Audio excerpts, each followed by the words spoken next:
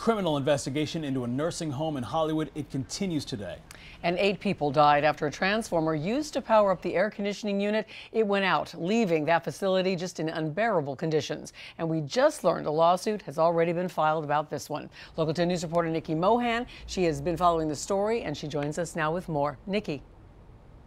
Christy and Eric, I just got a chance to look through that paperwork. This is the beginning of what is probably going to be a much bigger lawsuit.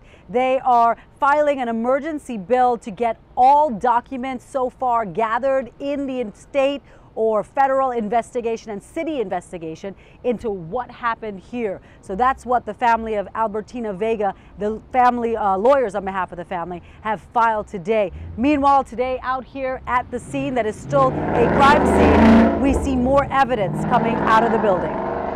Crime scene investigators moved physical evidence from the rehabilitation centers at Hollywood Hills early Friday morning. They started executing the search warrant in the criminal investigation late Thursday night, with photographers documenting the scene. I don't know what happened inside. I wasn't there. I hope the truth comes out. It's just senseless. Vendetta's Craig 87-year-old mother Edna Jefferson still recovering at Memorial Regional Hospital, one of the 39 people that remain admitted in their care. The other 100 or so patients that were evacuated Wednesday morning have been relocated to other hospitals in the area, and some have already been placed in other nursing homes. The emotional toll of this event drawing worldwide attention to the most vulnerable in our community.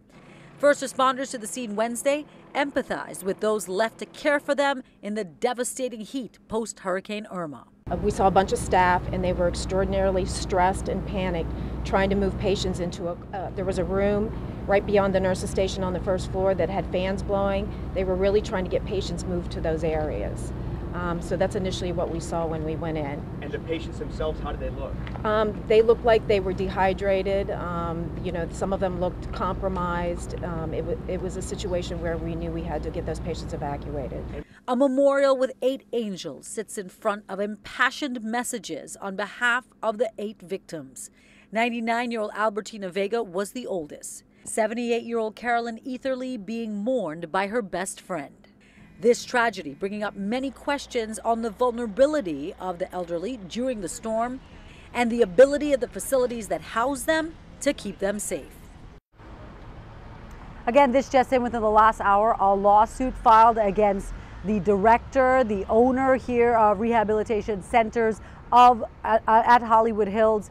Basically an emergency bill asking for all records, cell phone records, security cameras, everything leading up to the days of this storm that could have contributed, of course, in the investigation around the death of Albertina Vega, the oldest victim in this case. And I think it's safe to say, Christy and Eric, that this is the first of many to come.